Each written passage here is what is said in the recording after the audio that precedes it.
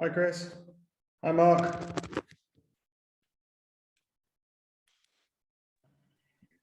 Hi, Doug. How are you doing? You all right? All good? Hi, Doug. Hey, Martin. How are you? Yeah, very good, thank you. Good, good, good. Paul's just joined. You all right, Paul? Afternoon, all.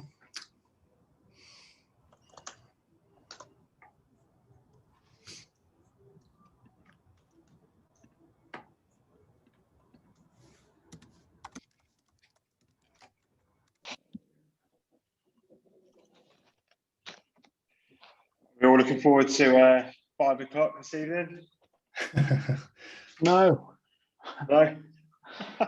Have we been here before? Been a bit pessimistic, are we? 3-0 to England. That's what we're hoping for, aren't we? Afternoon, all. All right, Paul. Mr. Houston, How are we, Mr. Brown? good, thanks, you. Yes, not so bad, my friend, not so bad. How's everybody else? Good, thanks, Paul. Yeah, not too bad. Very good. All right, Sienna. You're on mute, Sienna. Isn't that so typical? You put a new shirt on, Paul, for the occasion, I think, didn't you? I have, mate. Yeah. I mean, it's only 10 years old, this one, so it's, that's quite new for me. I've gone with the open shirt look, like Martin. Look, I want to be like a business guru. So who we waiting? We got Carl and Sarah. Yeah. Yeah, I think Carl and Sarah. Could you have made our backgrounds any brighter, Doug? Or Well, I didn't do it. It was Ash. Good job you didn't put a yellow shirt on, guys. That's all I'll say. I know, yeah. Are you all excited for tonight's match? Oh, God, yes. The Germans. The Germans, yeah. Last night was a bit rough, wasn't it? The poor French. The poor French? Absolutely not. No, Poor French. absolutely not. I love fantastic. I thought they were going to win, to be fair, but obviously not. So dodge done. Carl, Hi, Carl. you're on mute, mate. Carl, you're on mute.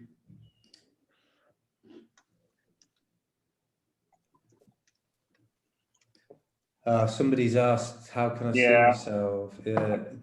Can the panelists can't, can they? So I was just typing a message to Angie. So yeah, Angie, it's only the panelists that will, so the guys that you can see now that will have videos.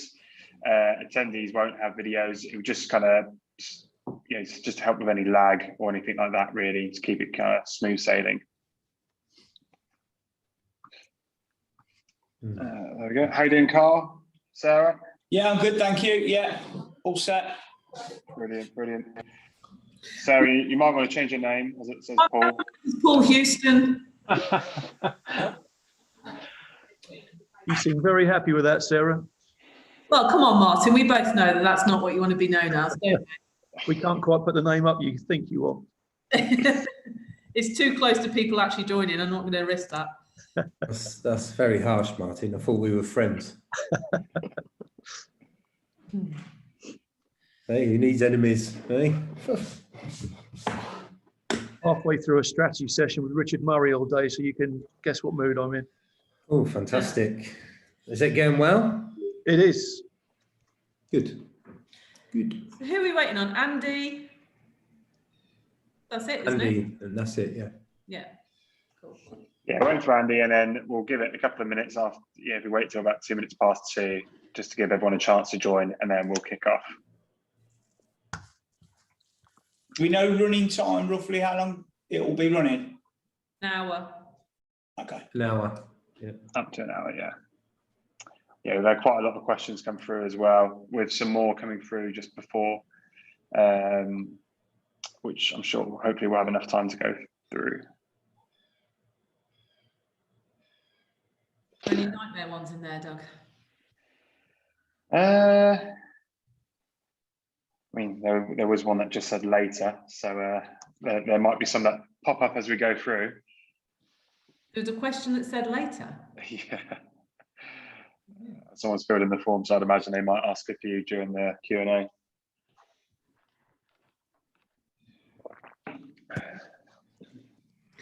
How was golf, Carl? Brilliant. Yeah, really, really, really good, to be fair. Played some stunning courses. Stunning. You're right with the weather then? Yeah, weather was fantastic right through until we got caught on the back nine on our last round. So, yeah, 5 days, 5 games, though. I can feel it today. Yeah. A little bit sore. Right, so just give it a few more minutes, just give everyone a chance to join. I see a few people join. So hi, Angie, Catherine, Len, Michael, Tristan, a few more coming on. Come on, Andrew. I'll text him now.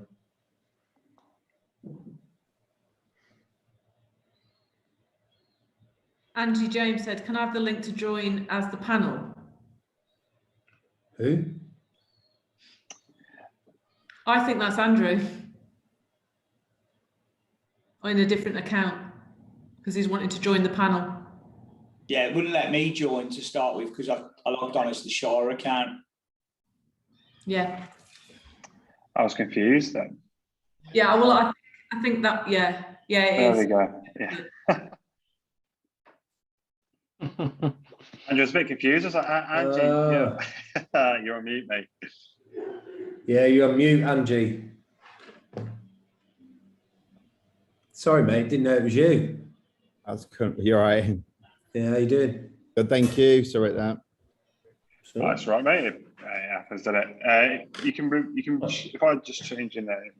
that. How you doing? Yeah.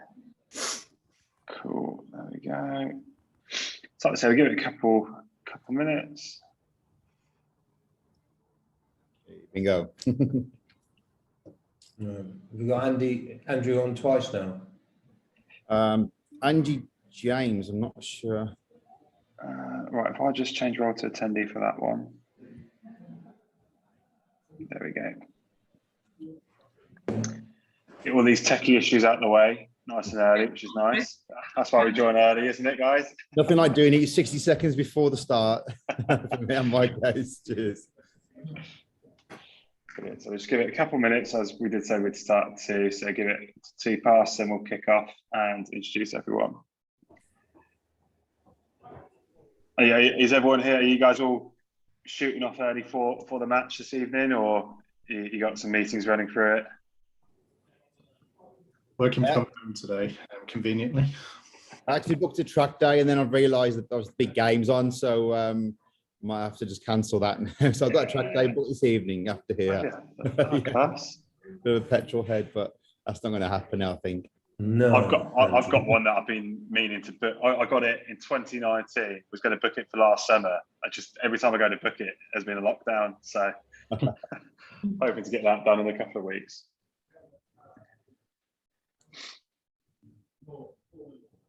Right, so yeah, give it one more minute and then we'll start. Oh, more people are registering, so that's nice to see.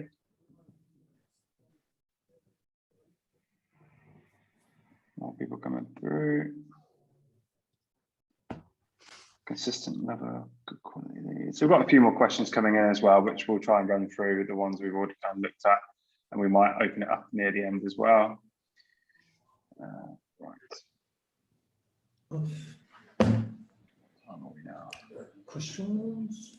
Let's give it 30 more seconds.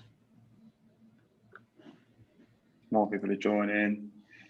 Hi, Joanna, Jeff, Don, Derek. Nice to see you.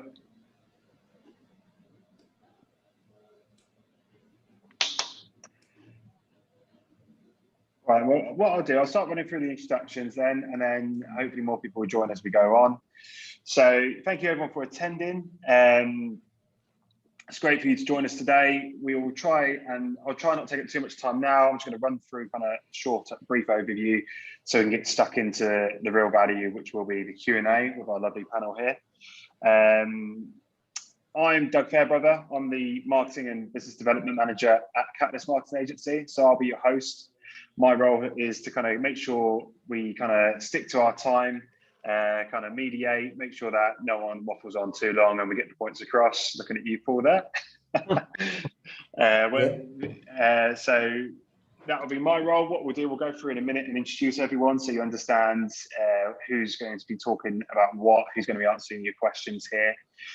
So today, the reason we're doing this webinar, we didn't really want to do just a presentation. We thought we'd do something a bit different. So we wanted to bring together like-minded businesses to share their experiences, advice, and so that the attendees can leave here with an understanding of how you can optimize your business, not just to survive and maintain, but to grow it in the months and years to come. So we've got questions that we've had submitted to us in the build-up, questions we've had from people we've spoken to, and no doubt we'll have some as we go through. So if you're an attendee, you should see a Q&A function at the bottom. Feel free to kind of add your questions to that, and I'll do my best to make sure we can get round to answering them as we go through. Beyond that, like I said, we've had some, as you've registered, some come through, which we'll aim to go over. So without much further ado, to avoid me from waffling on as much as possible, if we introduce everyone. So if we begin with Paul and Sarah, would you like to introduce yourselves first? Hi there, my name's Paul Houston. I'm a co-owner of Catalyst with Sarah, and I'm predominantly responsible for sales and strategic sales. And I'm Sarah Groves, the other half of Catalyst, and my role here is looking at strategies and implementing those alongside clients to help them grow. Brilliant. If we just keep going, I'll go around on my screen then. So Mark, would you like to introduce yourself? Yep. Good afternoon, everybody. I'm Mark Hashfield. I'm the Managing Director of HB&O. We're a firm of chartered accountants in Coventry, Warwickshire. We enjoy providing our clients, most of all whom are own and managed businesses, with a full accountancy and tax service offering, ensuring they keep their personal and business tax liabilities to a minimum. Fantastic. Sienna? Yeah, just making sure I'm off mute. My name's Sienna Nolan. I'm a partner success manager at Hubspot. So what that means is I work with our top tier solutions partners, just like Catalyst, and make sure that our shared customers see value in the tools that they use and ultimately can grow and scale their businesses through the software that we provide. And if you don't know what Hubspot is, we're a CRM platform. Our mission is to help millions of organizations grow better. So I'm hoping that by the end of this session, if anyone's not sure what we do, you'll have a good idea. Brilliant. Andrew? Hi all, I'm Andrew Beverton, the CEO of Sky Wellbeing, and Sky Wellbeing provide employee wellbeing and reward solutions via simple to use phone applications and online platforms. So that may be mental health solutions, 24/7 doctors, but also lots of perks and benefits that will kind of reward the employee. Thank you. Brilliant. Carl? Hi, yeah, my name's Carl Cartwright. I'm from Shire Leasing PLC. We provide asset finance solutions from new startups right through to blue chips. Fantastic. Martin? Yeah, good afternoon, Doug. Good afternoon, all. It's Martin Brown, founder of Elephant's Child. We're business growth advisors, so we work with SME businesses, and we're really targeting 4 outcomes. That's turnaround, growth, funding, and exit. Fantastic. And Chris? Hi everyone, my name's Chris Potrell. I'm the Managing Director of Nebula IT. We're a IT security and services partner based down in Bristol, and our job is to make sure that you guys get the most out of your IT at any phase during your growth period. Brilliant, brilliant. So that's our panel. As you can see, it's quite a big panel. The reason for that is we wanted to make sure we got everything covered. So if we're going to do this, we wanted to do it right. So the idea is that we'll go through, we've kind of categorized your questions, and we're going to try and go through it in a way that you would approach it in your business. So going through you're setting your goals, your finance accountancy, making sure you've got the right tools, ensuring your team well-being's right, and that you've got the right strategy in place as well. So without much further ado, as I just said beforehand, if you've got any more questions you want to ask as we go through, there's a Q&A function at the bottom. Please do use that. We'll do our best to incorporate it as we go on. And yeah, so if we kick off then, guys, and do stop me if you want to jump in and answer any of the questions as we go through. So one of the first ones we had, around setting the goals, and I think it'd be right to start with this, would be with yourself, Martin. And we've had a handful of these really, but it's, how to identify when the right time is to grow value or sell my business. Yeah, thanks, Doug. So yeah, the classic analogy that we go to is, when is the right time to plant a tree? And there's two answers. One's 25 years ago and the other answer is right now. So there is never a better time to start. It's an incredibly active market at the moment.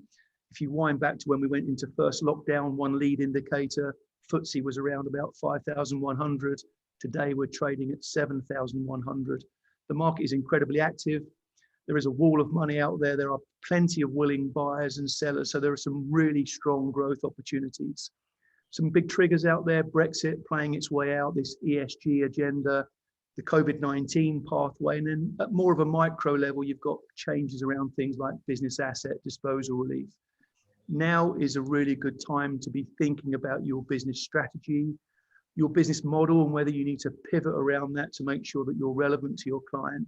And I think as business leaders, if the pandemic has taught us something, it is to understand what your options are, what the art of the possible is, build out your strategy, build out your plan, and start to get your organizational design in a place that makes sense to take advantage of what we think is going to be a very fruitful market.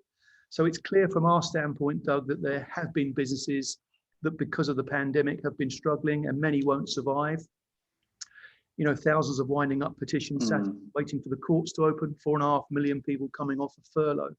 Notwithstanding that, there are many businesses that are having their best year ever. So now is the time to take control, lead, control the controllables, and really drive your plan forward. Definitely. And I suppose to do that, it's, a key driver of that is to make sure you've got the right management in place as well. And how can you make sure you've got the right team in place to do that? Yeah, so we would say, as a leader of a business, start with yourself. I mean, it's very useful to get your life goals into focus, particularly in the moment that we're going through right now. So what do we want as our ambition for those that are closest to us?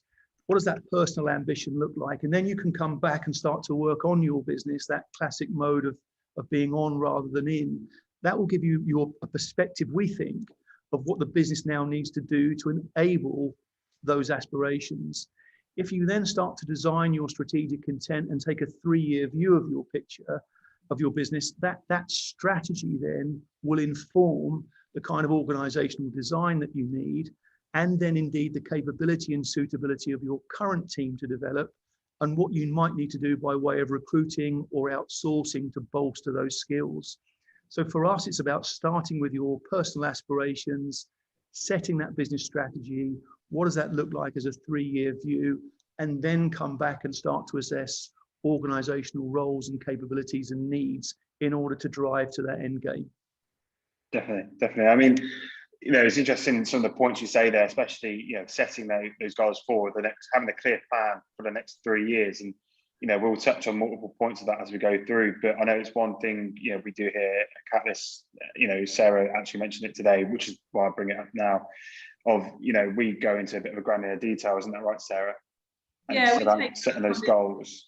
Big vision we break that down in more granular way when we come from a marketing perspective. So if a business is looking for growth and they come to us because they know marketing can help with that, we need to actually look at, well, what is it that we need to help you achieve? And it's not just an increase in revenue, it's breaking that down into, right, that increase, what does that mean in terms of number of clients? What's the average sales value of what you do and what you deliver to your clients? What's the conversion rate of your website? How much traffic are you currently getting, et cetera, et cetera. So we can actually get all of the metrics together. So if you want to grow by £1 million in the next 12 months, we'll know, well, actually, we need to drive X amount more traffic to your website. We need to improve the conversion rate of your website by X. Your proposal to sale conversion rate needs to improve, et cetera, et cetera. And if we've got those metrics, we can really put some meat behind the bones and see whether they're realistic, or in some instances, not sort of, you could even go further. They're not ambitious. Yeah. So it's those metrics that will really help to put things into a reality, really. I think you make a very good point there, and that's about the value of catalyst, Sarah, isn't it? So when you're thinking about, in the same breath, setting that aspiration for the long term, but then getting very granular and very specific so that your marketing support has absolute measurable outcomes, which is critical. Well, our clients have to know whether it's making a difference, because it's not going to be a tap you turn on one day and you hit your growth turnover the next, So we've got to break it down into incremental steps, and then our clients will know whether they're getting closer to that. Brilliant. Yeah, brilliant. I mean, one of the, just whilst we have you there, Martin, I mean, one of the other questions that stood out to us was, when it does come to, you talk about the goals of growing a business, selling it, and then we've just spoken about, the granular details, but also having the right team in place. Something that came out was how to approach a management buyout. Would you mind just diving into that a little bit? Yeah, so management buyout, MBO, is a really important point at this moment in time, and there's a couple of factors that are driving that. Business asset disposal relief that used to be called entrepreneurs relief, in the last couple of years, that lifetime allowance has gone from 10 million to £1 million at 10%. There is huge speculation that will be addressed in the autumn budget, and that 10% rate may be more aligned with prevailing income tax rates at 30, 40, 50%. So for that reason, management buyout or employee ownership trust type exit structures are becoming increasingly popular. What it means for the business owner is within a 16-week period, those management buyouts can be structured. You can put your team together. Of course, the deal may not maximize value, but what it does do is it brings together a willing buyer and a willing seller, because you are contained typically within the same business group. Your ability to structure that kind of deal within 16 weeks, take advantage of that £1 million allowance for key shareholders at the 10% rate, but play out that management buyout transition over time. And that over time could be a year, 2 years, 3, 5 years in some cases. So I think management buyout and employee ownership trust structures, pre-HMRC cleared, are really brilliant vehicles for de-risking, for tax efficient profit extraction, and are a really good way for business owners to start to think about succession. But again, Doug, I'll go back to my earlier point. Now is a really good time to kick off those kind of structures. Absolutely. I agree. And I think you're right. And that's the ideal timing of this webinar, isn't it? It's to identify these opportunities and, take it whilst it's there and move forward with that. And it's funny, we're talking there, we've touched on finance. I think, for some of the next questions, which we'll direct to Mark, to be honest, I think you'd be best placed for this, is, the benefits or the downfalls of, keeping your books in line to look at these kind of things, to identify the opportunities. What's the benefit? Should businesses or business owners be doing it themselves? What's the benefits of going to an accountant? Would you mind just diving into that a little bit? Yeah, absolutely. Thanks, Doug. We get asked a lot at the moment. Should I do my accounts myself? Because the movement in software availability for anybody with a bit of sense can go onto Companies House websites, HMRC website, use the free software and file their own accounts.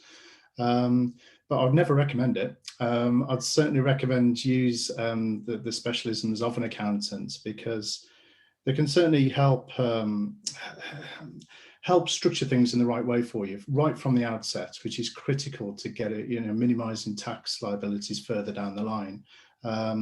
So working with a good accountant that can give you that advice throughout the process. And I always say a good accountant can more than pay their value in their fees to the actual savings that they'll be able to offer you in the cost savings that they'll be able to implement in your business moving forward. So getting the record keeping is important, not only to save money down the line, but also to save time. A lot of people we work with, time is the limiting factor here. And you don't want to be spending all of your time putting together invoices, chasing debts. If you can automate a lot of that process, your time will become more effective in running your business. And as Martin said about working on the business rather than in the business, and that kind of analogy is correct, really. Well, it's something that we touch on ourselves as well, and I'm sure Chris, Carl, Andrew, Sienna would agree. It is finding that time to work on your business, not in it. And that where you're going to deliver the most value for your business. you could try and do everything, but are you going to get the return that you could get unless you teamed up? And it's acknowledging those weaknesses. I mean, you know, one of the benefits as well, I think, of going with an accountant over doing it yourself is the knowledge that they have at their disposal, right? So, for example, we've had one which leads quite nicely here. I'm hearing so much at the moment about the tax benefits of buying electrical cars, especially given now the new emission change in Birmingham, which we're seeing at the moment. You know, is now the best time to buy an EV car? So I guess you'd be the best person as well to tell us a bit more about that. Yeah, I'm not going to steal Carl's thunder, obviously the leasing guy here, but so let's talk about the kind of tax advantages of there's certainly a big incentive at the moment. The government obviously implemented these incentives by 2030. I believe all new cars are going to be hybrids, and 2035 they're all going to be EVs. There's some real advantage at the moment for the early adopters. When I talk about the advantages, the benefit in kind is a huge advantage at the moment. So running a EV as a company vehicle, only 1% benefit in kind, rates that we've not seen for a long, long time. Only 1% for this tax year and 2% for the tax year 22-23. So real incentive from that point of view. And also if you structure the purchase of these vehicles correctly, and again, Carl will probably talk more about that. If you do it on a kind of a purchase arrangement, you can actually tap into first year allowances. And what do I mean by first year allowances? Well, if your business has made £50,000 profit in a taxable year, you decide to purchase, let's say, a Model 3 Tesla, which is about 50,000 list price, instead of paying corporation tax at 19% on 50,000 of profit, which is best part of £10,000, you buy your electric vehicle on a purchase deal, you pay no corporation tax in that year, and you'd have a Model 3 Tesla to run around in. So certainly the advantages are there for early adopters for electric vehicles if you structure it right, and that's why you should be talking to an accountant when making a decision about purchasing a vehicle, because there's so many options of how to purchase a vehicle, and the same your individual circumstances as regards how best to structure that deal. And certainly an accountant can help you put all that together. EVs, it's not all about just the tax and advantages that they bring. Obviously, there's lots of other considerations about the infrastructure and can you live with an EV compared to your gas guzzling motor vehicles. So lots of things to consider, that's for sure. Yeah, Dream's always been an American muscle, but I know Paul's looking at an EV, so I'm sure he'll be getting in touch with you after this. But the point being, it's not just getting the EV car, is it? It's the fact that, you know, as a business owner, you wouldn't know of these opportunities that are there for your business, but you will as the experts. And again, it's just going back to that point of, you know, I could spend hours on my day to look for that information, whereas if you've got the right help, you could save that. And just, you know, whilst we're on the finance, we'll go over to Carl. You know, so Carl's from Shire Leasing. They're experts in what they do, and I suppose one question that comes back to us, you know, we're coming out of a pandemic. We know some businesses are cash rich at the moment, some not so much. It's tied up in assets and whatnot. How can they go around freeing up more cash so that they can invest in growing their business? Yeah, it's a very good point, and Mark's made some good points around the tax benefits there with the vehicle side of things. But there's tax benefits to everything that you could purchase, and obviously the benefit of having a qualified accountant to talk to will give you all the right direction on them benefits that every customer needs. Going forward though, about looking for growth, fixed payments, you know, budgeting costs over a period of time, 3, 4 or 5 years, to allow your business so you know what kind of outlays you've got going up front is very important for growth. So you know what your return's going to be on that purchase from day one, and you can budget around that and work out what your profits and your margins will be off any materials and so forth that you're coming out of a piece of equipment or asset that's going to gain the business growth long term. So I think fixed payments is a huge, at the moment, a huge benefit to any business to consider. Alongside at the moment as well, looking for ways to save cash or even make some cash out of assets that you might already own. So looking to get cash flow back into the business and maybe look to restructure and refinance some of your capital outlay and your capital assets is also a fantastic way to generate good cash flow into the business short term, which would allow you to grow longer term. I think that's a very good point you just said there, actually, Carl, is, you know, releasing cash up in the business, that cash flow, giving yourself that kind of length of rope really to go at the market with that kind of equity that you can release. And, you know, I think you kind of mentioned it earlier in the week, something about, was it the sale and lease back? So yeah, go on. Yeah, you got sale and lease back, sale and HP back, where you can really look at your assets, especially on the harder asset side of things, and really look to release some equity and some cash flow back into the business, and let them assets not only make you profit today, but potentially double your profits going forward, and really expand your business at a good rate of growth. So make them assets work doubly hard for your outlay, really. Definitely, and that's it. You know, when it comes, we often, you know, one of the questions I kind of come across, and, you know, friends in business and that, you know, it's always cash is king at the end of the day. And, you know, often businesses, a kind of stall point for them is that they don't have that cash. So, but what you're saying is basically there's always an opportunity to free that up in your business. Yeah, always huge opportunity. But also not only that, it allows you budget restrictions around equipment, and sometimes you'll find in businesses have to settle for second best.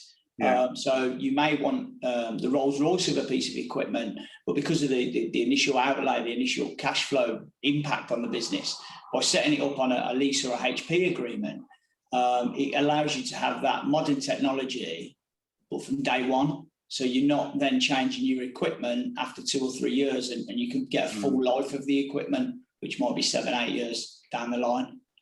And that's it. And if you've got a growth, you know, we set this webinar to talk about growth, right? And these fantastic points, because when you look at your business and you're kind of planning how to grow, you may need the tools first before you can, you know, to get you up and running before. And if you haven't got that cash available, then finance is the option to help you get there. And, you know, that just gives you the opportunity to give you a kind of a launch pad in a way, doesn't it? It does. It really does. And a lot of people, obviously, there's been so many new startups during the pandemic, have now got a great business idea, have really put some business plan together, and now want to kick on and make that what's been potentially maybe just a lifestyle business for the last 18 months, 2 years, actually turn that into a propelled business going forward. Absolutely. And just off the back of that, because, you know, one of the questions we had come through is people, you know, they're coming out of lockdown, they want to refurbish, you know, their store, or their, you know, reinvest in some new equipment, but they're a bit reluctant to spend large sums because of what's happened, you know, the unprecedented time we've had. Are there any, I know we've touched on sale leaseback, but are there any kind of schemes or products out there that people should be aware of? There's plenty of schemes out there, and here at Shire Leasing, we're very innovative around them schemes. And one of the things that we're doing for businesses at the moment to help support that growth is we're having deferred payments, and also easy start lease arrangements, so that you might be entering into a finance agreement for just as little as £50, up to maybe a capital outlay of about £25,000. So your finance agreements aren't really kicking in till 6-12 months down the line, when you've already earning profit today, but paying for it in the future, which allows you then to build up an order book very quickly without any initial outlays. And lots of businesses are benefiting from that at the moment. Another thing that we also do for seasonal businesses, some people have contracts that run maybe only in the winter times. So they can, once again, to budget your cash flow, you can set your payments and so forth cheaper in the summer months, but more expensive when the income's coming in the winter months, when the income's really there off that piece of equipment or machinery that's generating, once again, looking after your cash flow, because cash is king. We all know that. And then it allows you to reinvest that into other areas of your business. And you're not then reliant upon the bank for other areas of your business for future growth and maybe future development within the business. So you really are spreading your risk and using all the tools in the box, for one end, for a better phrase. And that's it. And I think that these are fantastic things, because as business owners, they might, you may not be aware of these opportunities that are there. And it's just all knowing these things, it just give you more opportunity, to invest in your business, to grow and do more things. Just quickly, I've seen a few more people join the webinar. Thank you for joining us. If you've just joined, just to give you a bit of insight, we've just been discussing the finance and your kind of accountancy and business growth opportunities available. Don't worry if you missed it. We are recording this. We're going to send it round so you can catch up with those questions, those points that we've missed. But if you have got any questions, please use the Q&A function at the bottom, and we'll do our best to get round to them as we go through. So yeah, just going back onto the questions. I mean, Carl, what are those? Just one more for you, because we've had quite a few when I go through who's registered and the questions that come through. Stuff about uncertainty, being wary about finance and credit agreements. Always thought that was for businesses that are strapped and have to borrow. Essentially, what you said is, even as an established business, you can afford, you can afford to buy outright your equipment, but the benefits of leasing. I know a company called I think it's Maria asked this one. What are the benefits of these finance opportunities? And essentially, it just frees up cash flow. Yeah, it frees up your cash flow. But not only that, it can be 100% tax deductible if you talk to your accountant. Every time it's different. For every company is very different. But also at the moment, one of the big things is in the HP world is obviously the 130% super deduction tax. So also there's a big push from the government to really support businesses at the moment and get business back moving and the economy moving. So obviously using the benefits of the tax allowances to your business would be a huge benefit to any business. And talking once again there to somebody like Mark would be a huge benefit to have a fully qualified accountant to talk you through that process, and because they will understand your business the best to advise you on what to do, really. Sorry, can I ask a question? Does that apply to IT equipment as well, Carl? It can apply to lots of different kinds of categories of equipment, depending on what your business actually does, its main core functions. But yes, right. it could be on IT. Yeah. Okay, cool. Brilliant. Thank you for that, Carl. Really insightful for that. Great. So, moving on then. So one of the next questions we've had come through was, we wanted to start looking at, we've spoken about finance, the importance of cash flow, setting your business goals, having the right support there, but it's also picking the right tools. We've got Sienna here from Hubspot, and I want to kind of direct this question at you, but also possibly Paul as well, from a marketing perspective. We've had a couple from Dean, James here, about scaling sales sustainably. How can I ensure I sustainably scale my sales and my business? I mean, for me, it's all about processes, having the right tools in place. But do you want to give a bit of insight around Hubspot that can help with that? Yeah, sure. I guess first thing I'd ask is what you mean by sustainability. And three sort of obvious things come to mind for me. The first thing is around financial sustainability. Obviously, as a business owner and someone who runs a business, you're always going to be concerned around finances. Second thing, Doug said it himself, processes, making sure that you're fully aligned internally, and making sure that you have the tools in place to help you do that. And I guess that's the third point there, having the right tools in place that are going to help you to deliver on those processes and help your teams to align. In terms of how HubSpot can help from a financial sustainability point of view, we're a freemium model. So if you don't have the money to invest in software at the moment, there's always access to our free tools. And similarly for startups, for example, we have really, really good discounts for our startup program. And as your company sort of grows and scales over time, we've certain levels of subscriptions that will grow and scale with you. So I think people often think software, technology, tech stack, it's really expensive. It's as little as from free to £42 per month up into the thousands. But there's something sort of for everyone there. And then in terms of processes, like I'd love to know how many people on this call have reviewed their internal processes in the last 2 years. I'd had to guess like less than 10% of reviewed processes. I can't see hands or anything, but yeah, I'm just going to make that assumption that not many people have. I think it's something so important that's overlooked. And literally, if you just get a sheet of paper, draw out what your processes look like from a marketing side of things, your sales process, your service process, what do they currently look like, and what are your gaps and potential areas for opportunity. And ultimately, I think in order to be able to grow, you need to ensure that there's alignment between those different functions. Our Chief Customer Officer, Yamini Rangan, said on a company call at the beginning of the year, alignment eats strategy for breakfast. And I'm not saying strategy isn't important, because Martin, I loved your points at the beginning there. Strategy is absolutely important, but if you're not aligned, processes aren't aligned, you're not going to be able to execute as effectively. And then in terms of tools, you need tools that aren't complex, that are easy for your team to adapt and integrate with the other systems that you use as well. So having the right type of tools in place will just help you seamlessly run your business and scale and grow sustainably. Yeah, I'd also add to that, it's a question from James, wasn't it? Was with regards to sustainable sort of growth, is to ensure that you're not ad hoc with your lead generation.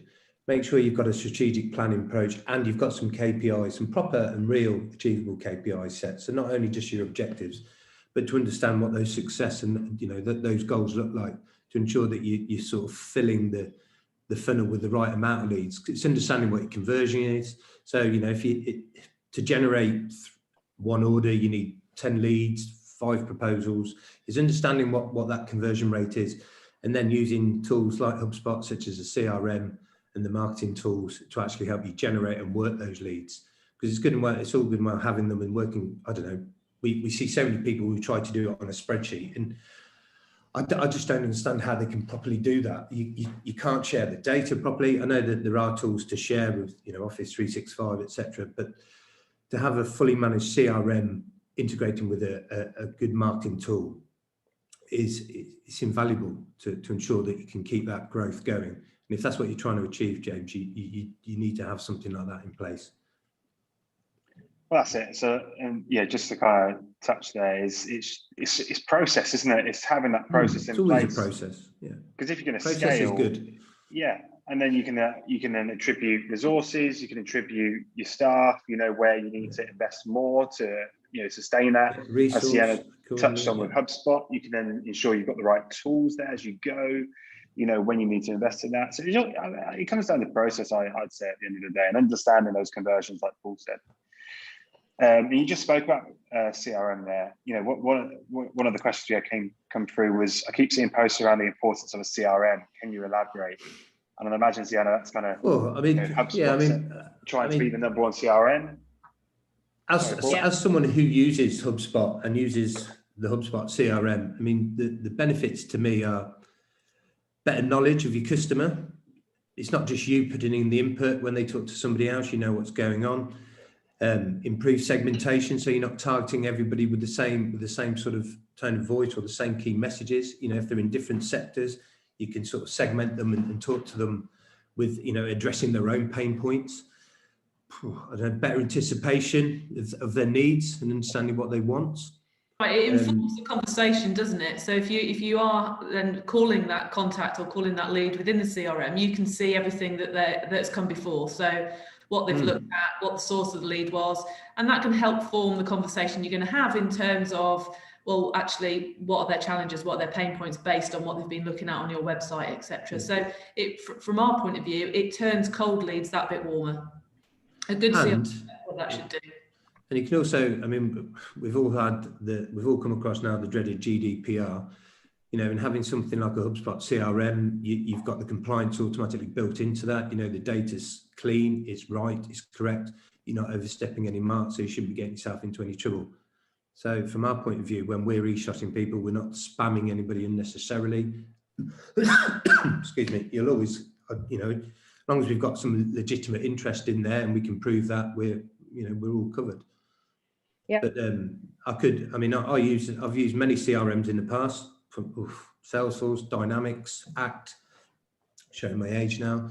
But I believe that, you know, from a HubSpot point of view, and I'm not saying just because Sienna is here, but you can't go wrong with a free CRM. And then once you just go a little bit further and start to use it properly, because we only use little bits of software, they open it up for you, and then you go onto the paid version, which is, it's a perfect way to get yourself into using a system like that. Totally agree. Like Paul and Sarah sort of hit the nail on the head. And I often think when people hear or see CRM, it's a big scary word, but at the end of the day, it means customer relationship management. And I think customer is one of the key points in there, and customers often overlooked through this journey. And like the customer journey over the last few years, certainly the last 10, 20 years, has just gotten increasingly complex to manage as a business. So, you know, it's probably accelerated by digital transformation. So a lot of companies now are turning to technology to help them solve for that and to manage that information. But not just, you know, we're not just talking about your marketing efforts. It should be a platform. And I mentioned at the beginning, HubSpot is a CRM platform, and that's basically a term that we use. That means it's a full front office solution for managing your customer relationships. And I guess the importance of that is that you have a platform, and it's a central hub that has all of your contact management. It includes all of your marketing automation, your sales automation, your customer service capabilities, content management capabilities, all of this while being really, really flexible and able to integrate with any of the other software or processes that you need to work with to operate effectively as a business. So yeah, there's a lot more to it than just one hub, we call them. But yeah, always try and ensure that, you know, whatever you are going with, and of course you're going to recommend HubSpot, it's going to integrate easily with other software that you're using. That's a very good point, actually. Just off the back of that, you know, one of the questions that come through, I think it was from Jordan, was how do you pick the right tools or software to enable growth? And I think this would probably be great for yourself, and also maybe Chris as well, from the Microsoft side of things and the infrastructure, you know, knowing when to go to the cloud. You know, it's all well and good saying, you know, we push HubSpot because we use it, but how do you assess and understand it's the right choice for your business, the right tools? Well, the first thing I'd say is speak to Catalyst. I mean, there's so much information out there at the moment. There's so many people trying to sell you different things. It's really overwhelming, and it's hard to know what the right tools are to pick. So speaking to the team at Catalyst, it's their bread and butter. You guys know the software, as Paul said, you've used all the different CRMs. So start with someone who's talking to someone who knows what they're talking about. And then from there, there's 3 sort of key considerations or pieces of advice that I'd give when trying to figure out what the right tools are. I'm going to mention alignment again, and not just about aligning your processes and your teams. Like we know when we have siloed tools, this is going to lead to fractured customer experiences. So we need to try and sync with those silos. You're always going to have software that might necessarily easily sync. So you need to try and align those all the time. So choose tools that will help you do that and that are easy to sync and integrate with the rest of your backend systems. Adopt is a huge thing as well. So on team adoption. So when you have a cobbled together system, if you're using loads of different disparate systems that don't necessarily work really well together, it's really difficult and time consuming for the end users and for your teams. And I think it's something that Mark touched on earlier. If you're wasting a lot of time trying to manage those processes and that software, and your team are taking ages to adopt, then it's not going to drive any value for you in the long term. And then the third thing I read is, you know, how your tools, the tools that you use, adapt to the way this grows. So when you have an inflexible kind of tech stack, it just means it's not going to grow with you. With HubSpot, for example, you know, you can customize it to meet your business needs and without adding all of that complexity in the long term, again, allowing you to sort of scale and grow with the software. Definitely. What about from your point of view, Chris, from a kind of a cloud infrastructure? Yeah, but firstly, one thing I would touch on there is that you shouldn't really be shy of committing to any trial periods either. Being able for vendors to spin up cloud solutions in a couple of minutes for you. They're able, I know HubSpot can do this. There's a couple of others that will do it where you get dummy data, you can see it in the real world. I'll use us as an example. Our industry has very specific processes, so we're fixed to certain CRMs that we have to use. So we can't reinvent the wheel, but we'll complement that solution with the likes of HubSpot. So Ciara touched on it there, where if you can integrate and you can make that flow of information as seamless as possible, and you can get your users on board to adopt it, and you're on to a winner. I think one thing that I always look for is what's the vendor doing to support your journey of transition? Do they offer services around migration, moving of data from one solution to the other, if you're coming from a free solution, for example?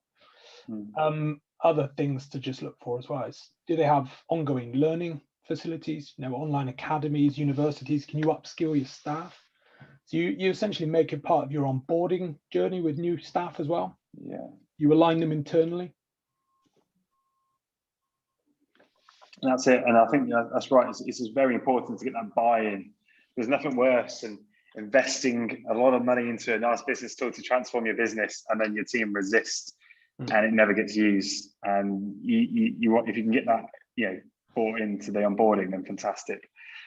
Just quickly, I've just seen a question from Caroline come through regarding your biggest limit to growth is recruitment, care, or staff, or home. We're coming through to wellbeing shortly, so I'm sure we'll be able to get onto that in a few questions time. So just wanted to heads up, we're not ignoring it. I have seen it. We are coming through to it. So just quickly, just whilst we're on the whole tech side, if we do move on to Chris, then we'll answer some of the questions that have come through.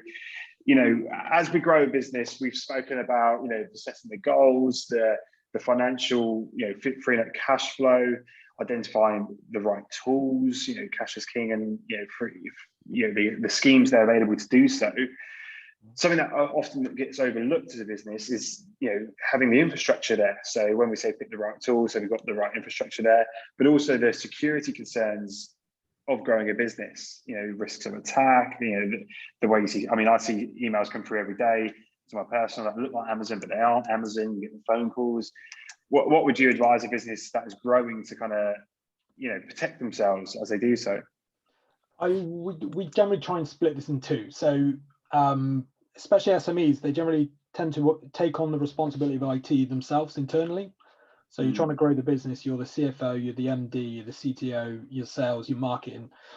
And if you're growing quite quickly, IT can generally get left behind, and it's quite retrospective in its planning. So there's a lot of talk about strategy around finance. I think IT falls under that, and it aligns with finance quite well.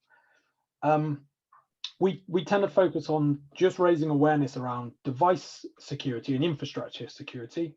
So there's a lot that can be done there. And then people have this conception where if you're IT secure, you've got antivirus, everything is fine. But a major thing that's overlooked is actually the training of the users. So you can have a really, really secure IT infrastructure, whether it be on site or especially in the last kind of 16, 18 months, this thing, it's been spread throughout the world. You can work from wherever. Your IT infrastructure isn't in one single room which you've got visibility of. Users internally will talk to each other if they've got a strange looking email just to validate it.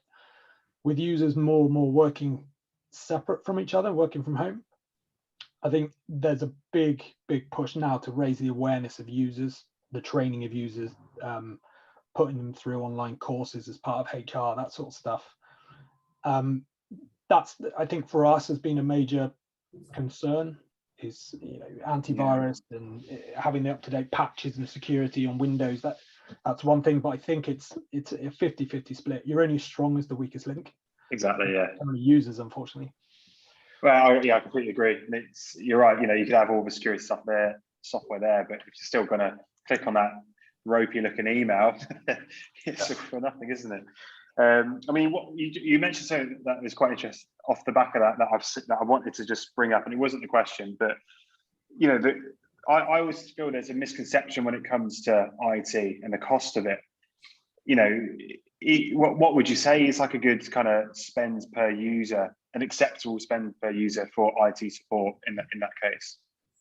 You'll hate me for this, but that's a very tricky question to answer. So it all depends how you're aligned with a partner. Do you have a break-fix relationship? Do you have a kind of more outsourced IT department? So different companies and different partners, MSPs, managed service providers, they're generally called, have different models. They were either a per user fee or a per device fee. Per device is quite a legacy way of thinking now. With emerging cloud technologies, you really should be looking at having a cost which is per user, because users have multiple devices. You have multiple phones, multiple laptops, multiple PCs, and then just have a think of what value are you getting for that monthly fee per user. Is it just IT support, or is there training involved? Is there a monthly relationship around advice, planning? A big thing we introduced was around making sure that a customer's getting the most from their IT, not simply installing it and supporting it. It's reviewing it. Is it working? Is it delivering efficiencies? Is it cost effective? And then sitting down with the finance teams, thinking, if your 5-year growth plan looks like this, we need to make sure that your 5-year IT growth plan looks like this. Is it flexible? Are you looking at leasing IT equipment, monthly cost, or are you looking to spend some cash and own the equipment? So it can vary massively. I think you just have to look at what you're getting out of the relationship. Absolutely. And I hope the attendees can kind of see how this is all piecing together now. Like Chris just said there, having that strategy, that plan there to have your IT grow alongside your business to sustain you. And also the leasing, that touches on what kind of Carla, Mark, and Martin had spoken about as well. The next kind of question we had was from Michelle, and it's kind of two questions really. So I'm going to split this up for Chris and Andrew. So the question was around employee well-being and IT literature of staff. So how can if we start with the IT bit, Chris, just to kind of continue on from your last couple of points. We spoke about support, training staff. How do I ensure that my staff are skilled in the IT systems that they use? We try to make it the responsibility of HR and team leaders and things like that internally. So it's team leaders can be held accountable to make sure that it is available to users. It's not just their technical know-how. It's also knowing, especially with remote working and COVID, that the work-life balance gets blurred quite easily. And if you've got a 50-strong team and they're all working remotely, it's hard to make sure your staff are okay. So it's raising awareness around that as well. But we try to spread the responsibility of that IT knowledge. So it's not just the IT department saying you need to know this. It comes from HR and various team leaders just to make sure they're skilled. Definitely. And then, the second part of that question then, which would be for yourself, Andrew, is, employee well-being. It's such a broad subject, and it's something that's come into play massively, especially with COVID. How would one go about improving their employees' well-being? Well, what I'd like to do firstly is kind of simplify it and really think of the physical, the mental, and the financial. So looking at well-being as those three elements. And for example, the last 12 to 18 months, literally every one of us here has kind of witnessed like some difficulty of some sort, and have seen many around us facing every challenge you can think of, whether that's business, bereavement. So what we try to do is look at those key areas, offer various support services for the employees that will address all those different areas, whether that's being in debt, whether that's kind of dealing with the loss of a loved one, whether it's kind of their mental health issues. And then, but what we also like to do is we actually offer the same services as the employees to their families. Because, for example, you can offer the best employee package in the world to a member of staff, but if you're going home every day to a wife, children, and you're all facing financial difficulty, your wife's having lots of issues, then realistically, you'll probably still bring that back to work with you. So what we like to do is literally Sky Wellbeing offer a kind of entire package for the employee and for their families as well. And that will be, for example, maybe financial advisors that can help with debt and give them support and kind of paying the bills, because a lot of people at the moment haven't been working full time. They've been on reduced hours, maybe they're commission based, so haven't been earning the money that they may have used to have. And then, of course, there's always that uncertainty. Like a lot of people, I mean, we aren't sure about our future like we once were. So are we going back to work? Can we kind of pay the bills? So there's always that kind of mental kind of stress looming all the time. So we're going to have that as well. And at the same time, maybe people's kind of physical state has taken a dent now. Like, you know, some people, like drinking has increased quite a lot during COVID because, you know, maybe the norm of going to work 9 to 5 kept a lot of people in check. But when you're literally just getting up and walking downstairs to sit at your laptop, then like your whole world's been, that structure's gone. So, you know, maybe getting out there, meeting people face to face, engaging with people, having that bit of exercise, that's obviously taken a really big impact on a lot of people as well. Like some people obviously have had a really big health kick, but I know a lot of friends have kind of put on weight, the drinking throughout the week, and that's the kind of thing that we want to address with our kind of wellbeing package. So, of course, kind of for any company, obviously, when you do want to kind of roll something out, you need to obviously have it structured, but then maybe easily accessible, because, you know, I'm the worst for it. I've had so many things go wrong in my personal life recently, and I just don't ever talk to friends, family about it. I kind of keep it all in. And that's me as an example. And then, but what you do need is if that one day I decide that I really need help, are those services easy accessible? Do you mean? So we deliver them in the form of a phone app, because in this day and age, we are all addicted to our phones, it seems. So if something's there on one click and you can get connected to a 24/7 kind of supporter to talk you through whatever issues you may have, whether that's a kind of stress, debt, etc., then, you know, there's more likely you are going to use that. So I've seen so many companies that have spent thousands of pounds on employee benefits packages, and the staff don't even know what they've got. They've rolled it out on an email once, and then 12 months later, no one's even aware they've got private medical services that's cost the company an absolute fortune. So one of the things that like we do as well is, like, when we do have kind of new clients come on board, is give them a portal where they can access that the employees have actually physically logged in. So one, we can check the rollouts worked. Then we can obviously report back on how many of the features within the app have been used. Now, bear in mind, a lot of it is confidential. Like, we couldn't give names that's called like a drink helpline, for example, but we could tell you how many of the staff have called the different features within the app, and that's literally live data. So one kind of view, it's rolling it out, it's monitoring its success. And I think it's educating people, Jimmy, because sometimes we don't realize the signs. Like, you know, we all face stress all the time, and we just think, oh, we've had a bad day, or, you know, we're not sleeping well, and, you know, we've had a bad week at work, and we have a few drinks, and, you know, people aren't aware of these. Are all probably signs that we are some way kind of suffering of some sort, and there's lots of kind of help guides that we offer. So one is kind of educating your staff, and then putting kind of structured support in place. I think that's really important as well. I mean, you say about the lockdown, I mean, I got super fit, really unfit, and super fit again. And it's so hard if you haven't got, you know, luckily I was all right in the end, but, you know, some people aren't. And I've, like you say, I've got friends who've struggled in that, and it's because they haven't got the right support in place. Yeah. Or if there is support, they're not aware of how to access it. And that's a really important thing. So I think, like you say, when it comes to well-being, it's having something like Sky in place that's easily accessible. It's got the feature that you need 24/7.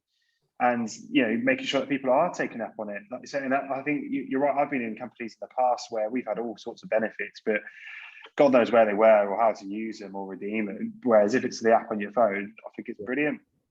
Well, that's the main thing. Like, I suppose with companies, sorry to interrupt, the main thing with companies as well is, one, to do the right thing for our employees, but also it is about the bottom line, and kind of providing these services does make sure that you're looking after the employees. They will turn up for work. So one, they'll be turning up for work, and two, they'll be actually kind of performing that job to the best of their ability without having a mountain of like issues in our kind of personal life, home life, looming over them all day. So that's kind of that's why, you know, these kind of services are very low cost, but the value to a business is like tenfold. Yeah, I have to agree with you there. Having, you know, we now use your app. I mean, where it helps us is recruitment, because I think it is a recruiter's market now. Employees seem to have much more of a say than the employer nowadays, and trying to get those right employees is very important, especially for our company, because it's very much a culture fit. And knowing that they have additional services like this from Sky is really beneficial for us.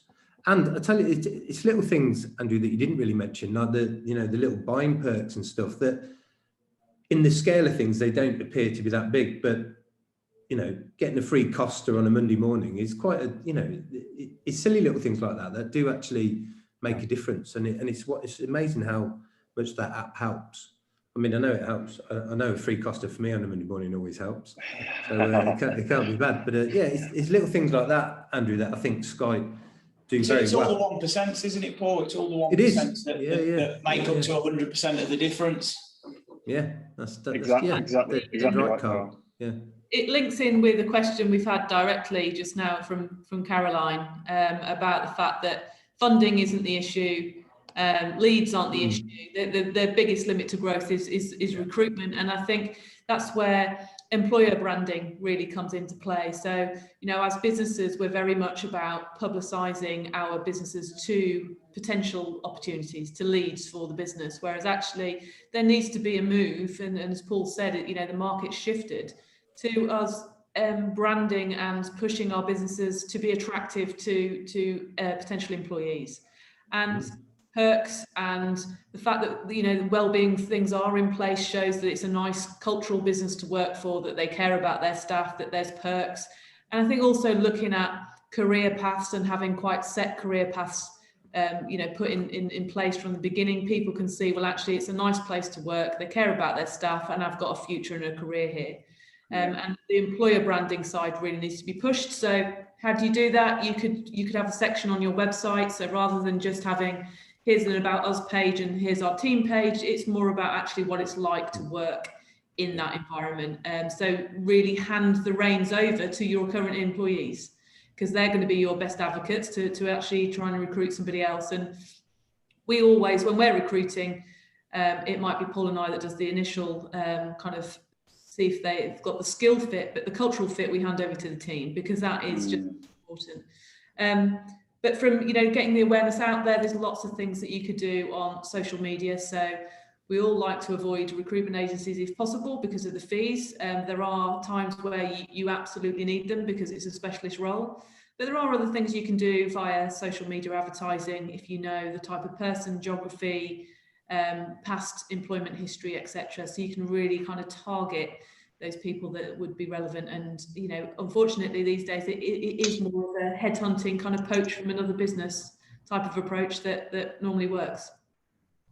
Yeah, and I'd pick up on Sienna's point earlier on where she was talking about alignment a couple of times in her section there.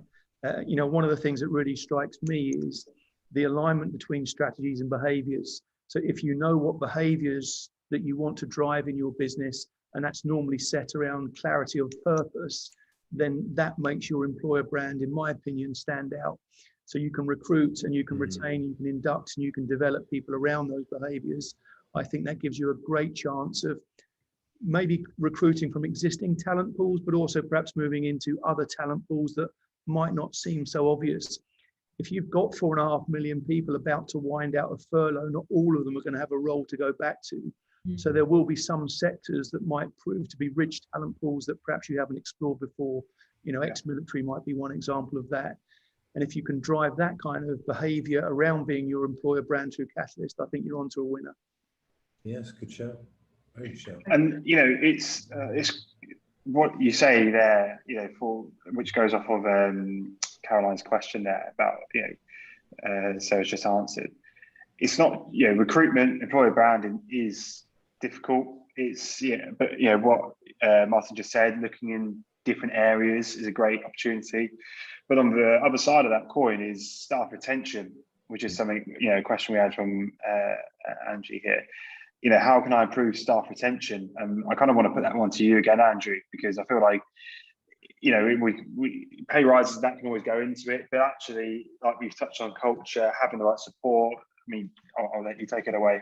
Yeah, well, I think regarding kind of retention, firstly, we're kind of all aware that as soon as you give somebody a pay rise, lifestyle easily gets accustomed to that additional money. And on paper, like the actual pay rises you may be able to give to the staff, when you break it down monthly, it can look quite small. So even though it's kind of a big hit to the business, it can actually look quite small in the pay packet at the end of the month. So when it's just about retention anyway, it's not really about the money. And also, if you want to play that game, it's whoever's got the deepest pockets in. And obviously, if you're not in that kind of situation, then you're never going to win. So one is kind of really, it's probably a lot of communication. He's like, what do your employees actually want? Do you mean, so rather than you kind of spending lots of time thinking what everybody wants, like just probably ask the question. It's really simple. Find out what they would like to have implemented.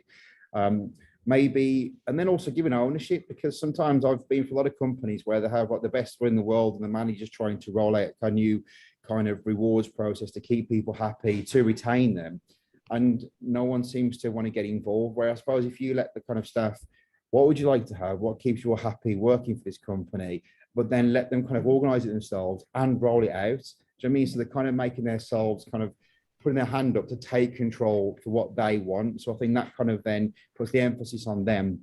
And I think regarding retention as well, it's being unique. I mean, if you're in a certain sector and there's lots of people maybe for that particular role, are you a company that has kind of unique benefits that make you stand out?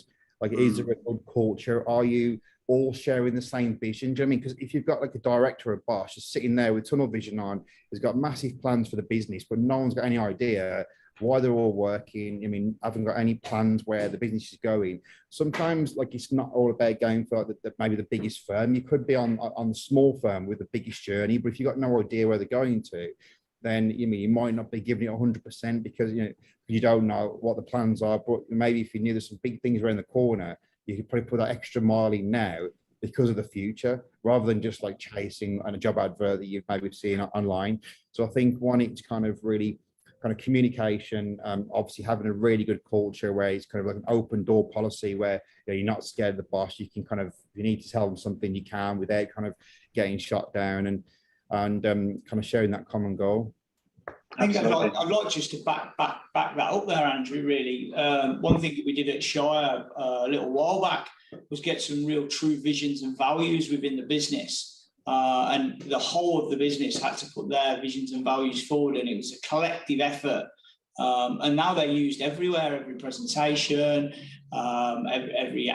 any kind of communication will always have our visions and values attached to it. And it's always the first thing that we always turn to as a business. Is this the right decision for the business? Is this the core vision and values of the company? And I think by getting everybody on that buzz and driving it forward in the right direction, there's never no confusion on what the attack is, really. Absolutely. And it's communication, isn't it? At the end of the day, it's getting everyone bought into that vision, and that goes back to what we said at the very start with Martin and yourself, Paul, Sarah. Setting that goal, that plan, and getting everyone bought in from the start. I think it's very important. Just conscious of the time, so we'll go on to the next couple of questions now. So this one was from Rosie. I think I'll direct this one to you, Sarah. It's quite specific, but it's about the use of how to use social media to promote one's portfolio career-related services. Yeah, so this is quite a niche service to quite a niche target market, and yes, people can work really well for that. So I think one of the biggest challenges is getting the following in the first place, especially when it's a niche market, because how are you meant to go out to a consumer market and find people that are fitting for your business? I think one of the things that we do with a lot of clients in similar situations is use the functions that are built in with many social channels. So for example, on Twitter, you can create lists based on who else these targets are following. So you can identify specific businesses that have a synergy with yours, which would suggest that if they are following company A, they'd also be relevant for your company as well. So that's certainly a way to start gaining followers on things like Twitter. On Facebook, you can upload looky-like audiences, so you can upload your own customers, and it can find audiences that look like your existing customers, things like that. So that's a good way to start getting followers on social. And then from a content perspective, it's about getting the right mix, really. So certainly within the industry we're talking about, which is more of an educational side of things, trust is going to be huge. So lots of case studies, testimonials, proof points that actually, you know, you can deliver what you say you're going to deliver. And that's pretty relevant for all industries, to be honest. Looking at writing blog content so you can position yourself as an expert and share your knowledge and expertise with the target market, but also looking at third-party content. So what's the industry talking about? You know, if it's education, there'll be lots of things released by the government that you can share their content but put your commentary on. And again, it's all just about helping position you as experts within that field. So that's how I would leverage social for that specific company, but it does apply across the board for quite a lot of different industries. Absolutely. And yeah, just I want to drop, you know, a subtle little plug in for Hubspot there, is they've got a social listening tool as well, don't they, Sienna? So, you know I use that day in, day out. So we use that to schedule our posts. We use that to listen to what's going on in keywords, competitors, our market, and also to, you know, follow up on any engagement for us as well. And then we can use that to track and report on. So just putting that little plug in there for them. Thanks, Doug. That's right. One of the other questions we had was from David at Real Organic, and it was about, again, this is quite specific, Hi, but it's you know, it relates to so many businesses. So his question was, yeah, how to go about penetrating the larger organic stores. And I think, just before I pass it over to yourself, Paul and Sarah, is, you know, that obviously will be related to him, but the same strategy could be applied to those who are looking to penetrate large, you know, they're big fish that they're going for. Yeah. I mean, this question is about targeting very specific businesses. So he'd come up with almost a wish list of, actually, if we could get in with these businesses, it would change the dynamics of our company. And that's we can help, and we have helped clients to do just that in terms of attack their wish list and get the door open. And we use a tactic called account-based marketing, ABM for short, which really flips the traditional way of doing things. So if you look at marketing traditionally, what we're trying to do is capture lots of people, create lots of awareness, and then trying to nurture them down the funnel to look at, well, actually, we've got lots of people in the funnel, we've got to engage them, and then we've got to convert them, and they'll come out the bottom as sales. If only it was that easy. What ABM does is actually flip that. So rather than looking for lots of people, we go after individual people, individual named decision makers within the target businesses that you'd want to get into. And you go with a very small scale but highly personalized approach to them. And typically what we've done before in this instance is lead with a piece of direct mail that really achieves standout, that will get past the gatekeeper to the right decision maker, and it gets their attention. And then we'll follow up with personalized emails, landing pages, videos, you name it. It comes in a flow, really, because these are real strategic wins for your business. So you don't do them on scale, you do them on a very low scale, but very highly personalized campaigns, because they're big strategic wins and they're worth the investment. So when we're looking at specific targets for his business, that's exactly what I'd recommend he did. Yeah, David, I think first and foremost, you need to find out who those key decision makers are for you within those stores that you're targeting. And then I think I'm afraid it's time to invest, really, if you want to get to those guys, because they are, you know, getting one product into one of those stores could be life-changing for your business. So it's very much going to be worth the effort and the time to do that.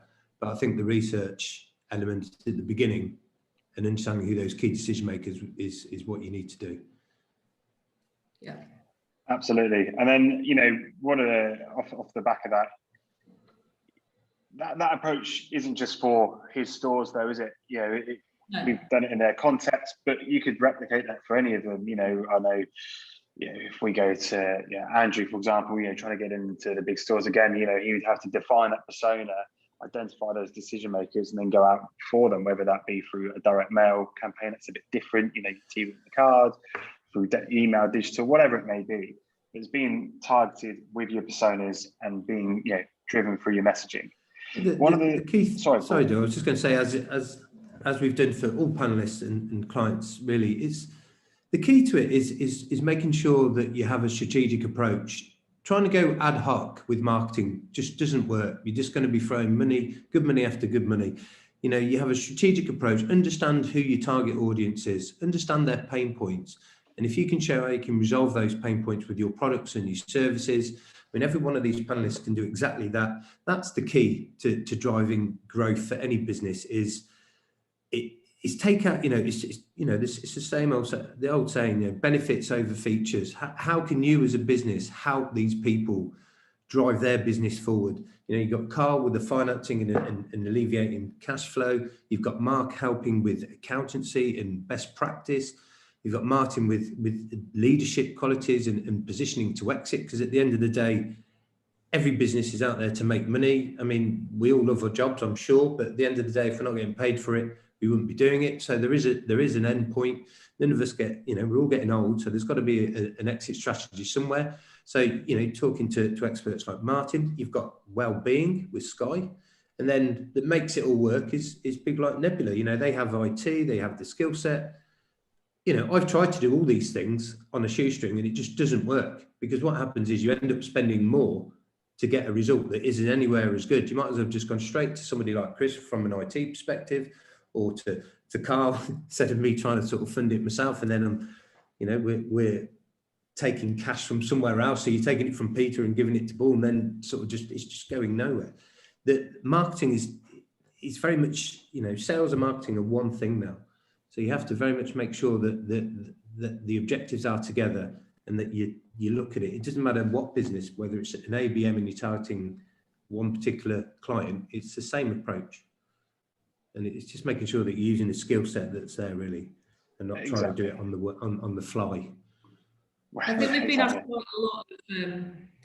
asked quite a lot of similar questions from a making noise from a marketing perspective, haven't we? And I think the key thing to take away is, time and time again, when we meet businesses, they are making the mistake of talking too much about themselves. So how great their products or services are, and all of the things that they can deliver. And actually, the key to that is flipping it to understand, well, why should your customers care? How is it going to benefit them?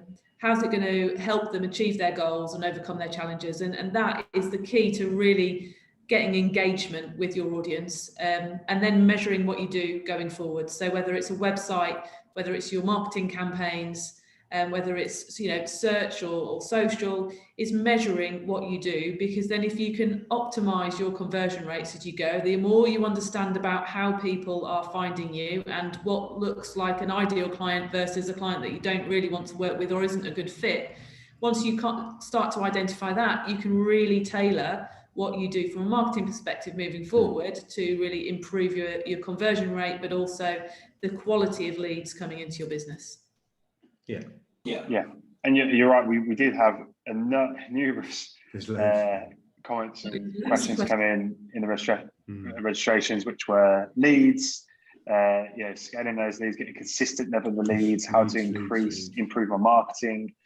And it always comes back down to it, doesn't it? And it's just understanding your personas, really, and going with your benefits, addressing their pain points rather than talking about your features and yourself. It's what's the benefit of coming to you? And I know, Alex, you're here, you asked one of those questions as well. So hopefully that's answered giving you some insight into kind of what you were looking for.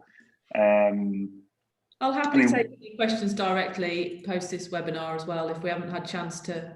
We will. I'll be sending around an email with the recording, and if anyone has got any questions they think of that might come up afterwards, feel free to send. And I do like the question of how can I get the best from my team, and I think that's probably aimed at everybody, really. I mean, that's quite a nice question. Yeah. To the floor, I suppose. Sorry, Doug. I just saw it then. Just thought. Yeah. Well, we'll go to that. I mean, just before we jump onto that, because that would be quite a nice summary of how to get the best, is, we've spoken about leads, but one question is, we've grown our business just through referrals. And that's, we face that a lot. I know I have that a lot when I'm on the phone, is, how do I then take it to the next level? What can we do? Sarah, Paul, would you like to kind of answer that? How, if someone's business is growing referrals? Profile your business, because referral, you never want to turn off the referral tap, because it's the best lead source you can get, because it's somebody referring to your business and they're very easy to close. and it doesn't actually cost a lot to close them. So the cost of sale is very low typically on a referral. So it's beautiful business, but it does dry up. So you can't just be overly reliant on those. So what you need to do is look at, well, actually what makes an ideal client. So your referred clients might help you to look at that. And then understand them as a target audience, where they're hanging out, what their challenges are, what their pain points are, and how you as a business can help them overcome those things. So whether it be, you know, from an IT perspective for Nebula, looking at, well, actually you've got people who are still very much on premises, so all of their kit, all of their files and everything else is very much on premises, and actually that's a challenge because they're having to back up tapes every night, and you know, the potential of losing things and the space it can take up in the office. Whereas, so what Nebula would position is actually how to migrate to the cloud and the benefits of migrating to the cloud and the headaches that it can get rid of. So rather than just saying we offer Microsoft 365 with SharePoint, etc., that's great, but how does it benefit the business? And I think that's really key when you're going beyond a referral, is looking at, well, actually, how can we help our clients overcome challenges, achieve goals? And then Paul touched on it earlier. With marketing, it really is about consistency. So it's getting a mix of where you're going to get quick wins from, so you can start feeding finance back into the business and turning those leads into cash, but also how you're going to generate longer burn leads, essentially. So you've always got a nice pipeline of business that's going to drip feed you throughout the year and the years to come. So I'd also add, oh, sorry, Sarah, I thought you finished. No, I was also going to add, if most of your business is referral, is to leverage those existing clients. Lots of case studies on why, and testimonials of why they came to you. You know, if other customers can see, or other prospects can see themselves, you know, or other businesses similar to them going to you, then leverage that. Testimonials, case studies, lots of them, proving why they dealt with, it could be a person, it could be the service, it could be, you know, the business as a whole, you know, and that applies to everyone as a panelist and, well, every business. It's a proof point that we all do when we're buying. If someone's got a nice testimonial, I mean, a lot of new business for us, they'll ask for a testimonial, or they'll read them, or they'll ask for a reference site. There's no difference to that. The more case studies you've got out there, the more proof points you have. And that's very powerful. So really leverage the fact that you are getting referrals. It really goes back to one of the points that was made right at the beginning, is knowing your numbers and understanding your metrics. So you need to know what you need in terms of leads coming in that convert then into a proposal, and then your proposals that convert into a sale, and the average value of that sale, the lifetime value of that sale. Because if you know those numbers, you know where the sticking points are, where your conversion rates are lower than they potentially could be, and therefore you then know how to improve that. And you also can forecast much better. So knowing your numbers, it's so surprising to us time and time again, the amount of companies who don't know what their conversion numbers are, and they are really key to growth. Yeah. People always look to buy solutions, don't they? They don't look to buy products. Correct. That's right. They look to buy solutions. Absolutely. Exactly. And just, you know, if you've got referrals as well, you know, that just says that what you do is valuable and it's good, because otherwise, why would anyone refer their friends and colleagues to you? So that's, you already know you're halfway there. It's just getting the message out to new business, new audience. Just to kind of caveat that. And then just, I suppose, you know, I'm just kind of looking at the time, we've kept everyone just over an hour now. So what we'll probably do, I'll wrap up on the final question, and then just kind of go over what we've discussed. You know, one last point. So I wanted to answer this. This is from Natalie at Crown SDS. And this links nicely to what you just said, asked Paul, about how to bring a team, make your team, get the best out of your team, sorry. You know, hers is quite specific, engaging with our driver community. How can I keep my remote team engaged, feeling valued? You know, hers must be drivers that are out on the road. How can you make them part of the team? But that also, you know, applies to everyone who's remote working.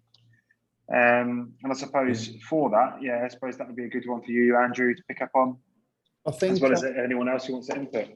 Well, I've witnessed a few things, and I don't actually offer all this as a company, but I'm just saying what I've witnessed. For example, the wife's company they have kind of always a daily or weekly kind of catch up as a huddle. One will be like social recognition between the team. So in a big office environment, if someone's done well, you all kind of buzz off doing well. It makes you work harder, and you can obviously get the gratitude of the team seeing that you've done well. But when you just work on your own and you're not engaging with anybody at all, sometimes you ain't looking at the computer and speaking to your boss. Like, you've got no idea what the rest of the workforce is doing, and maybe that reward of doing well at work isn't there like it used to be. I mean, you're getting one person acknowledging that, which is the boss, that you've done well. But sometimes it's nice for the whole sales team, for example, to know that you're doing well, and that's what drives a lot of people. So I know there's quite a few like platforms that come into market now where we kind of it obviously links all the employees together, and you can kind of high five them or well done them and kind of report who's doing what work. And so I think that kind of brings people together. Maybe that we can't go in the office, it brings them together through tech, which is something that seems quite popular at the moment. I always think, like, with Zoom now, it does make it probably just as easy to have a catch up than it maybe does in real time in the office. I don't know. So, on a Friday, like, for example, a friend's firm, they just have a catch up as a team and don't even talk about work. They just talk about how the weekend's been, what the weekend plans are. I think it brings people together, that we're more like individuals getting to know our colleagues on a social basis, which then makes us work better together, maybe better as a team. So, we're not all just a number, like we're all a group of friends working together. And I think maybe sometimes like just switching off like the work mode and just like, how you doing, what's your plans, what you've been up to? And, I think it does make a massive difference, because I'm lucky I've got a few friends, but some people, like, work is their life. Do you know what I mean? They go home and they sit on their own, and then they go to work and they see all the friends, and there is a lot of people out there like that. And, people not having that nowadays, it does make a massive impact. And just for the sake of an hour a week, maybe on a Zoom call with all the team together, just have a chat, it can make the world of difference to a lot of people, really. So I think those are the big things for me. I mean, there's things like little kind of like gifts going out as thank yous, reminders in the post whilst we're all working from home, and maybe even social events at the moment. Like, everything we try and arrange gets cancelled, but maybe outdoors, like non-work related events to try and bring people back together, because we can't go in the office yet, is something that maybe not too difficult, not too expensive. But those things just aren't happening at the moment, aren't they? All those Christmas parties, all those summer events, they're all over, and I think that's what workforces need. Well, one thing we've done here at Shire, we developed something called POP, Positive Organised People, and it's a newsletter, and it's really simple, but it's written by the people. It's not written by the business. It's through an employee forum about all kinds of things, and very little is to do with the business. It's more about personal achievements and what other people are doing in their lives, and just keeping people connected, I think. By all means, but it's something that we found really worked well for us, because we've had office workers and home workers, and we found, and the feedback's been very good around communication and that positive kind of vibe within the business, really, but not business orientated. Okay. And Chris, from your perspective, have you seen requests for certain kind of technical setups to help with either remote workers or field workers who are out on the road a lot? Is that something that you get asked of quite a lot? Yeah, and I think some of the big players like Zoom and Microsoft certainly realized that really, really quickly. You saw the growth that Zoom and Teams went through in that first 3 months. I think that there was some stat that came out that said we're kind of 10% more technologically advanced due to COVID than we would have been otherwise. Yeah. So there's tools, and I think they're identifying this has got to be something that they just include. So there's those things that Andrew touched on around giving praise. LinkedIn have introduced it. Teams has it, where you can single out a member of staff for doing a good job. So yeah, well, we see that a lot. We harness Teams and just try and keep it as centralized as we can. Teams is where everyone lives during lockdown and stuff. Some of our guys were on 10-hour long calls. It wasn't because just to try and replicate them being in the same space. They might not be communicating all day, but it was just quite nice to have someone to bounce off throughout the day. Yeah, absolutely. I'm on mute. Sorry about that. Martin, I see you've got your hand up as well. Yeah, I was trying to make full use of the functionality here, Doug. That was impressive. Thing to put your hand up. Yeah, the one thing I was going to add to Andrew's response there, and back to the question was, don't be afraid to check yourself and yourself as a business leader, and make sure you're demonstrating the traits of a good business leader. Yeah, I think it's really important in a pandemic, and really important when you've got a remote workforce, that you are able to leave each situation more positive than when you found it, that you're authentic and you're doing good things as a true leader. You know, and part of that is your ability to be visual and very visible, and communicate well. And I think it's also about demonstrating competence, isn't it? Your ability to take care of business now. I sounded a bit like Elvis then, take care of business now, but also make sure you've got an eye on the future and you're guiding your business through the future. So I think when you think about leading any team, and they are more remote now than they were previously, and that mix or blend is probably going to be with us forever, just don't be afraid to check on yourself and look in the mirror and say, am I doing the right things as a leader here? Because, you know, a lot of that authenticity, again, back to Sienna's point, can really help with your alignment and driving growth at a quicker pace. Very good point.